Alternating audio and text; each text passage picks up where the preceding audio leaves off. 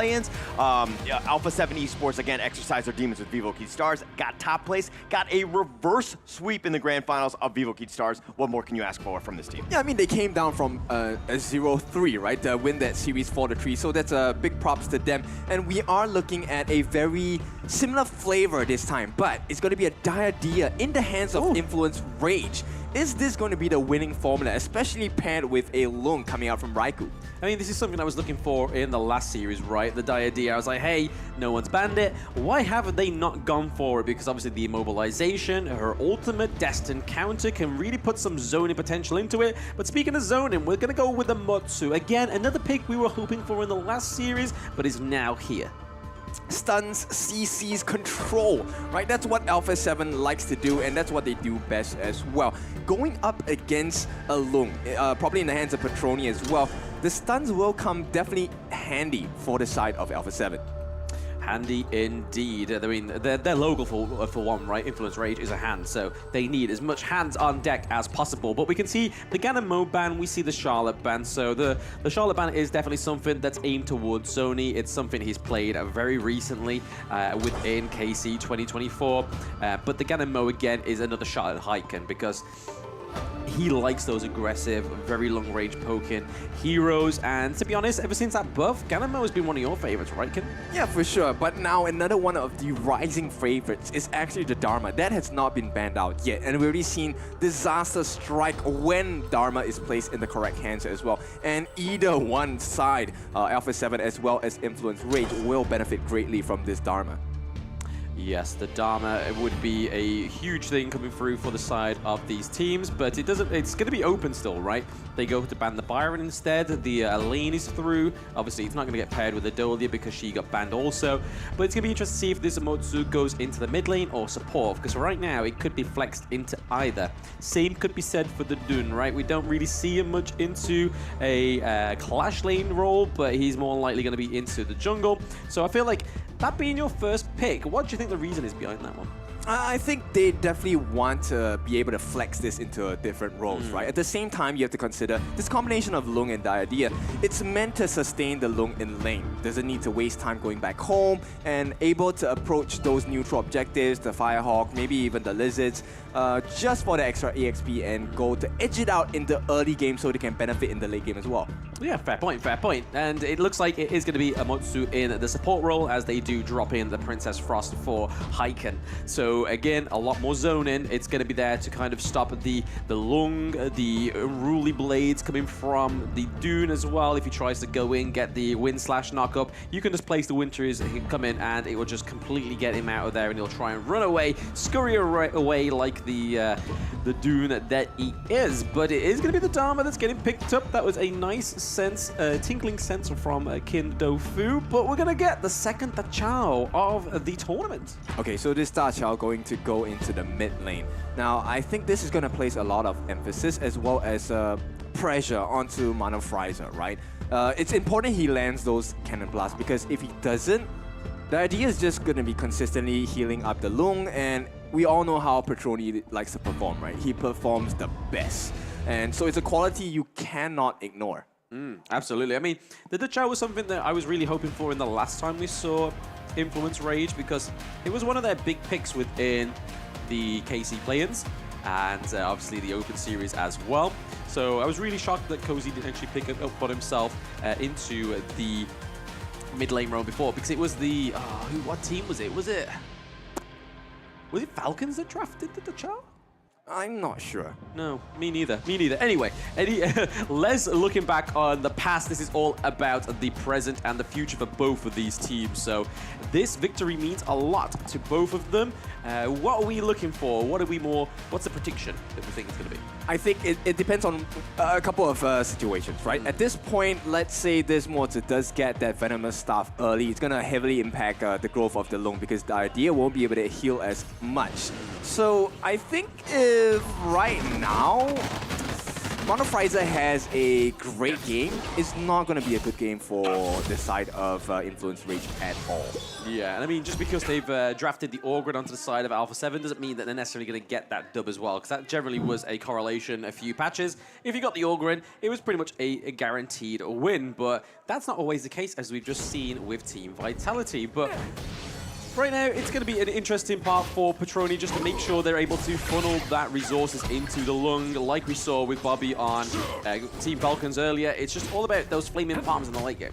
Yeah, Villau also has an important role. So similar, right? The Ronin supports have actually one of the most core and important roles in the team, because Villau will be that kind of counter towards the Orgrin, right? Benignus, he is going to be a god with the CS state, but once the heals come in, his damage over time, his purpose and his value is gonna be dwindled down for a little bit.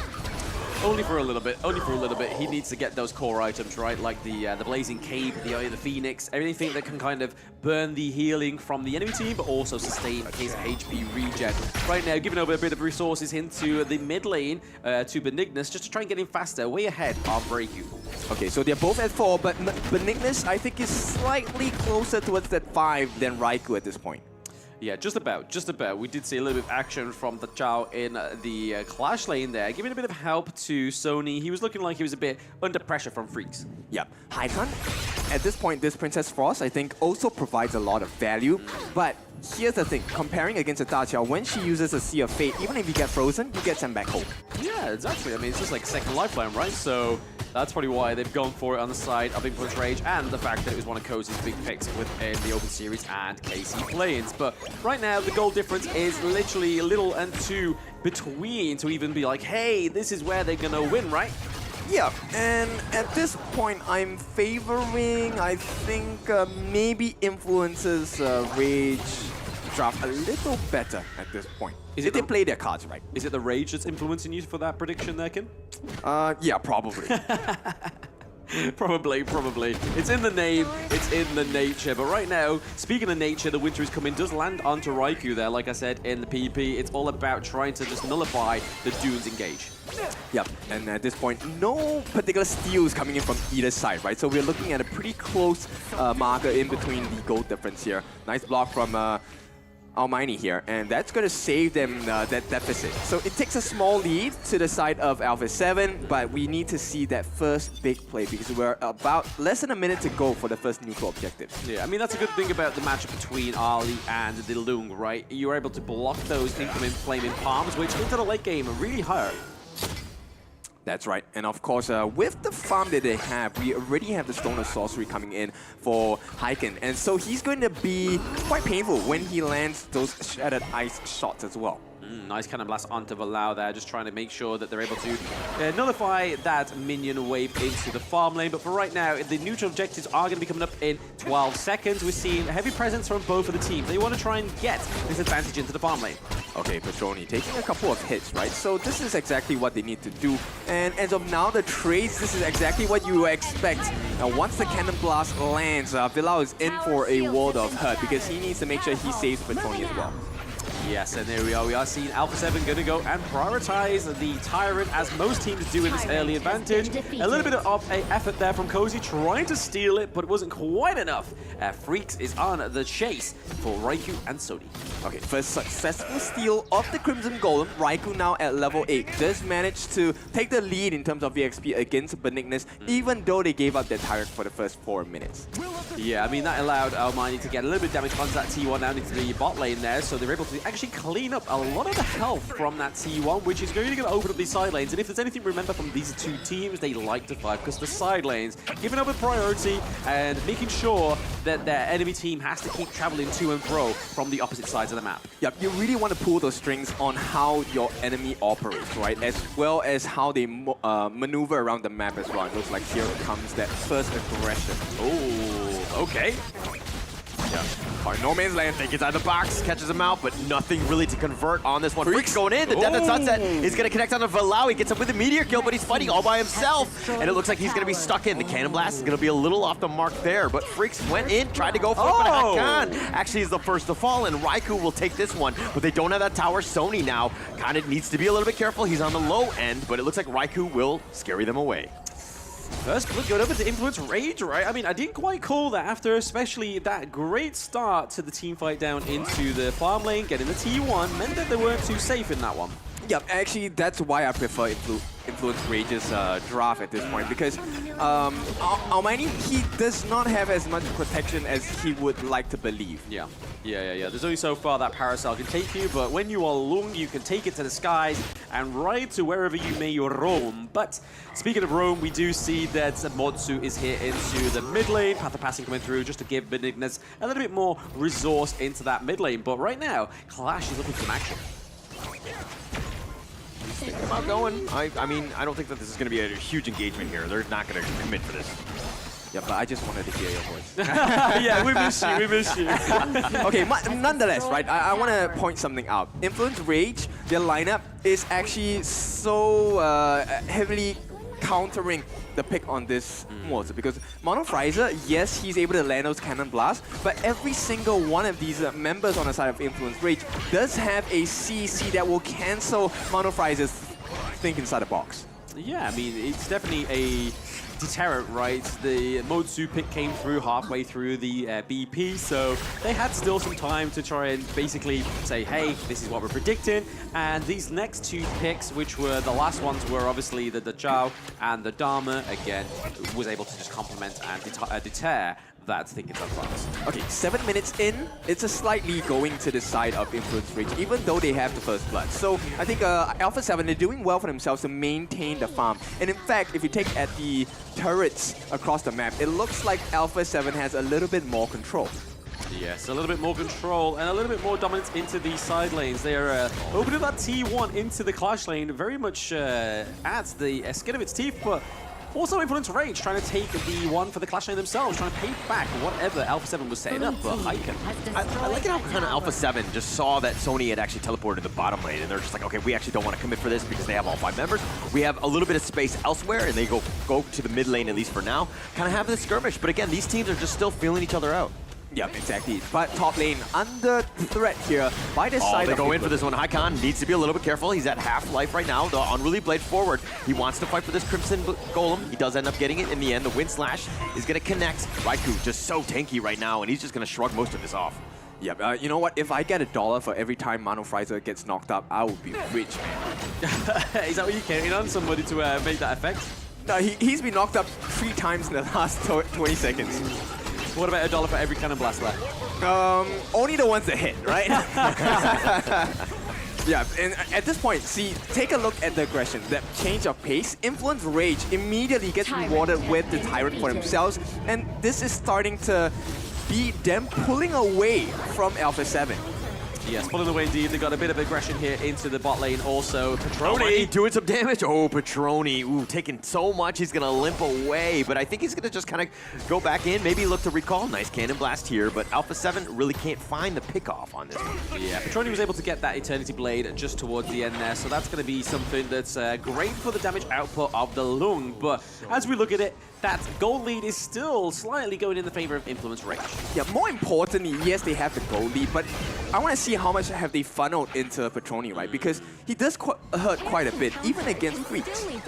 Yes, that was a nice face check there from Bilal, just making sure there was no setup, no gank into that brush. But speaking of ganks, yeah, that Death Precipice, Raikou still up in front with the Wind Slash again.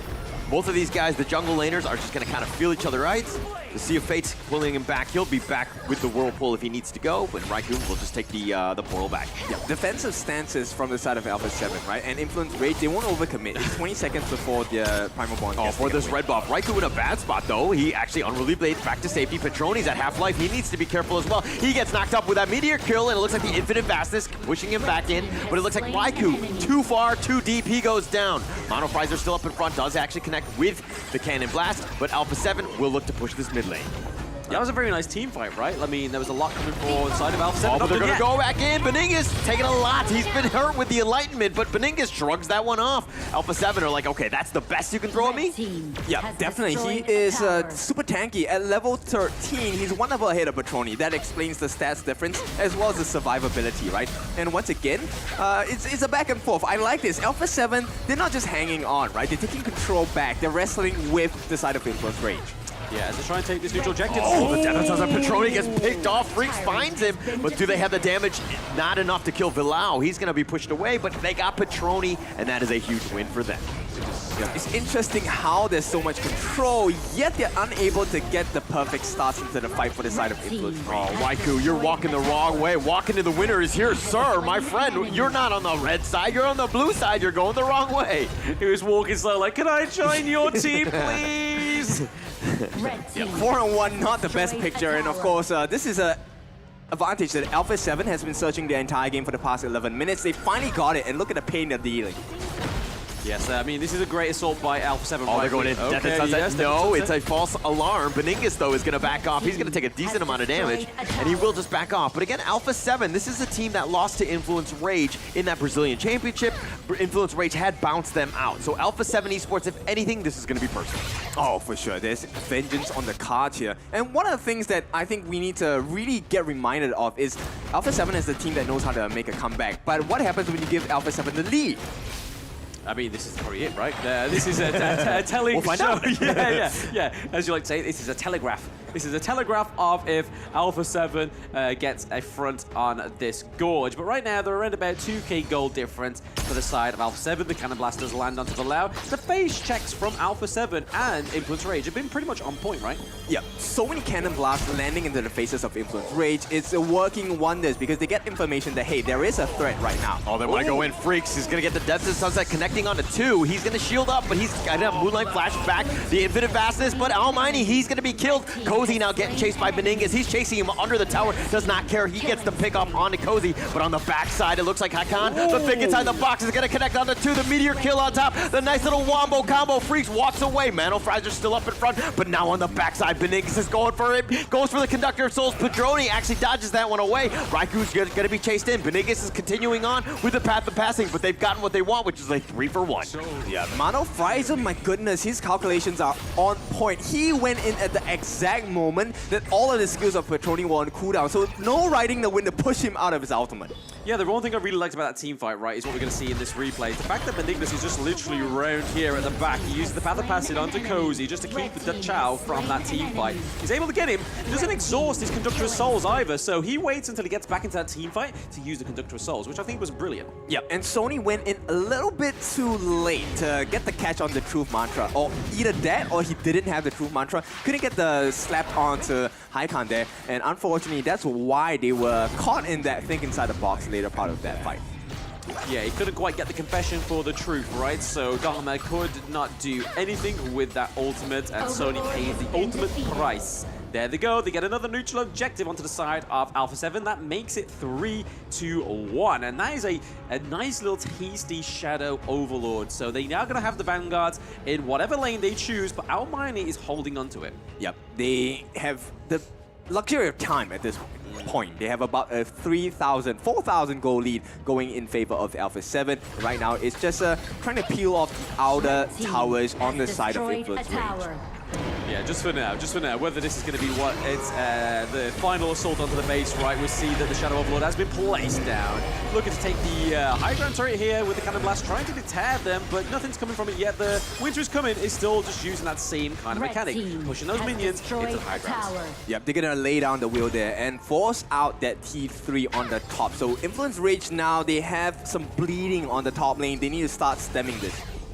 Yeah, they need to cauticize the wound, right? They need to put some heat on it before they bleed out. But they only have one high ground turret left, so the minions coming down into the farm lane. Cannon Blast just using it to be oppressive from a range. Yep, 5,000 gold ahead. ALPHA7, they have completely turned this game around. Overlord already nearing that base on the side of Influence Rage, and I think ALPHA7, they're looking for an opening, but first they want to clear out the jungle camp on the top side. Yeah, get all the resources before you push the base, get as much gold as possible, get those next bits of items, but hey, Beningus is into it, path of passing right now. Yep, they won't overcommit at this point just yet. The mid T3 is the object of choice. Oh, but Freaks, he goes for the Meteor kill. He's going to actually get in line for this one. Raikou, Unruly Blades back to safety. They've gotten the mid T3. Infinite Vastness on back. Raikou just standing up in front, trying to fight this one out. They do have the Whirlpool if they want to go, but Raikou gets Cannon Blasted for his troubles. The base is open, the Vanguards are there, but ALPHA7 are like, hey, we can do this again, we're going to regroup. Yeah, it's a successful defense coming in from Influence Rage, but they do it at the cost of the entire base. It's a barren wasteland right now, and you know what? ALPHA7, they're going to reward themselves with the Shadow Tyrant as well. Yeah, grown zero basically at the Crystal, and the fact that they had all those minion waves pushed into the Clash and the middle lane is the fact that they tried to go and contest that next mutual objective, but they just did not have that privilege. Yeah, so, you know, Petroni is already at 15, and based on stats, you would feel that, hey, Petroni 15, that's a good sign. But right now, Mano Frieza, I think I really need to commend him because he has been successful in setting a lot of ease for the team to enter teamfights with his Cannon Blast, and Freaks makes it even harder when he jumps onto the backlines with the Death at Sunset. I mean, this is why we was talking about the Motsu so much with the Falcons, right? It just gives that room to breathe. And when you've got like picks like the Elaine, you've got the Orgrin as well that just needs that right moment to jump in, he's able to basically provide that. Yeah, it's a freedom of choice, right? And that's exactly what we all want, not just in the game, but in life as well. And ALPHA7 definitely realizing this dream that they get to pick and choose the perfect condition that they want to have the fight in. Yeah, they choose how they win, which is definitely a strong point to come from. Almighty going in, Vilao taking a lot. He gets blown up to kind of start things off. Raikou still up there as well. Freaks is trying to just go for it. He goes for the Meteor kill, the Death at Sunset right on top of this one. Does some serious damage, but Hakan is actually going to be killed. Mano Frieza still up, and Beningus with the triple. And Petroni just one last hurrah, trying to go against the world. Not able to do it, and it looks like ALPHA7 Esports will take game one. Yeah, they rise to the top in game number 1. It's not the end of the series yet, but Influence Rage kind of caught off guard, right? They were out of stamina midway through the game, and I think ALPHA7, this speaks volumes about the way they crush opponents. I mean, that was the first quadra kill within the tournament, right? So that really just shows that ALPHA7 knows what they're doing and how to do it aggressively to the point you can secure that quadra. Yeah, and it looks like they did it with a lot of composure, right? It looks like they expected this result from the get-go. Yeah, I mean, ALPHA7 Esports, very confident. You know, if you look at them, they're expecting to be here, and they know how Influence Rage have played. I think that